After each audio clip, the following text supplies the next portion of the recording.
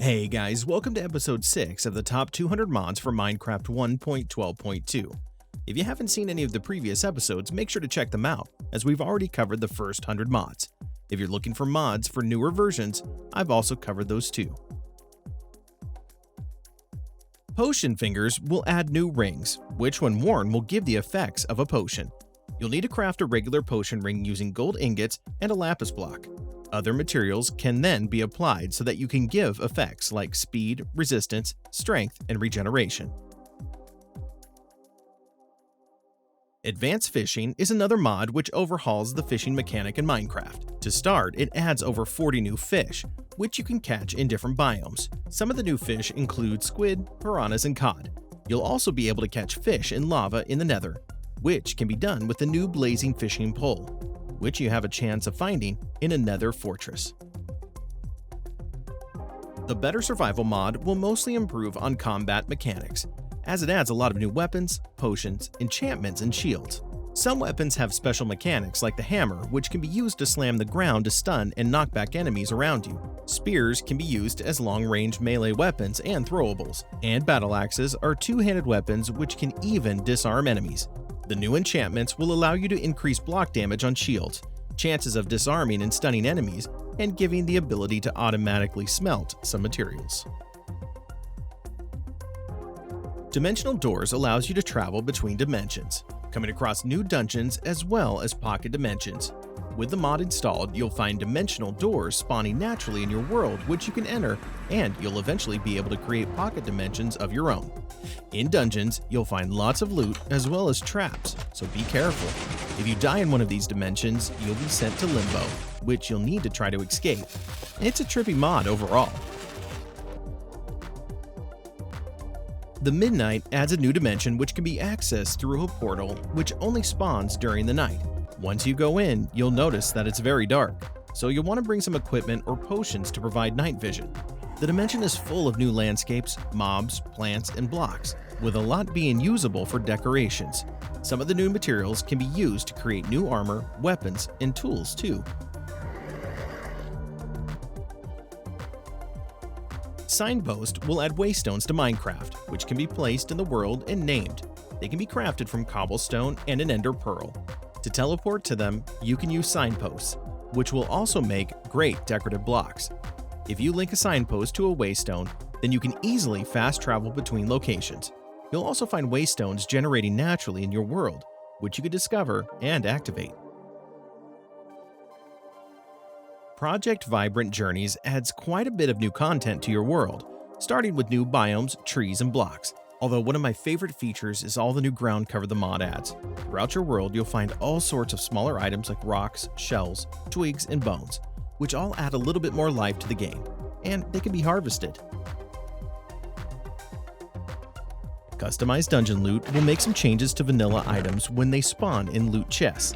They'll now feel more RPG-like, as some will come with enchantments, and they'll have unique names too. I quite like the Fence Overhaul mod. It adds diagonal fences, which are great for your builds. They come in different colors provided by each type of wood. Inspiration aims to add a lot of small but game-enhancing features to Minecraft. You'll find bookshelves, which can hold books, ropes and chains are a good alternative to ladders, and you'll also find some new types of paths. Cauldrons have been improved, so they can now hold both dyes and potions, with you being able to dip leather armor into the cauldrons. Charged arrows can be crafted with redstone and will produce a redstone pulse where they land. Locks can be added to containers and will require a password to open them. Some of the final changes includes colored portals, changes to the textures of enchanted books, and some new decorative blocks. A mod from a viewer is Designer's Dream. It adds over 500 decorative items, which should allow you to furnish your home with a more realistic appearance. You'll find tons of items like sofas, shelves, tables, beds, and so much more. The developer has more planned in the future. Skewers are new food items which will replenish more hunger than a lot of regular foods, although it does come at a cost, as skewers will require multiple ingredients, whether they be different meats, vegetables, or even cookies. Most skewers will need to be placed inside a furnace to cook them. Jurassicraft is a huge mod, adding tons of prehistoric content into Minecraft. Starting with dinosaurs, you'll find a lot of famous species such as the Tyrannosaurus rex, Triceratops, and Velociraptors. There's quite a few other breeds too, and all of these dinosaurs look great. Your main goal is to set up pens, house and breed dinosaurs as you clean fossils and extract DNA. To create your own park, you'll find lots of decorations like signs, skeletons, and action figures. One of my favorite additions is the vehicles, which are functional. There's the Ford Explorer, Jeep Wrangler, and helicopter, which you might recognize from the Jurassic Park movies. Overall, this mod is huge, and I imagine it would be great for a multiplayer server. Immersive Craft adds some new blocks which change how you handle and store items. Firstly, there's a chest, which can hold less items than regular chests, but they'll be visible inside and easy to collect. Cupboards work in the same way, except they can be mounted on walls instead, and both these blocks can be opened or closed by interacting with them. The new furnace will also show its contents, but will require a flint and steel to light it. By pressing the P key, you can place your tools on the ground, and you'll also find sticks and rocks spawning throughout your world, which can be collected. Netherending Ores will cause ores to spawn in both the nether and end dimensions, which can be collected and smelted and turned into regular ore blocks instead. Each time you mine ore in these dimensions, there's a small chance for them to explode, which can be determined in the config files, as well as the strength of the explosion. Keep in mind that this mod isn't quick to install, as you also require an additional mod as well as some separate configuration files. The Straw Golem is a new mob you can summon yourself by placing a pumpkin on top of a hay bale. When crops are fully grown, the golem will head over to collect them, but by default, they'll be left on the ground and the farmland will remain empty. In the configuration files, you can choose whether the golem should replant crops and what their lifespan should be. MineMenu is very useful, especially when playing with lots of mods. By pressing the R key, you can open a radial menu and assign different options to either of the 10 slots. They're great for storing commands like changing the time or teleporting players, using key bindings that are required by other mods, or you can even set categories to store even more settings. It should save you a lot of time when entering commands and using key bindings. Exotic birds will add over 30 new birds to your world, which can be found across different biomes.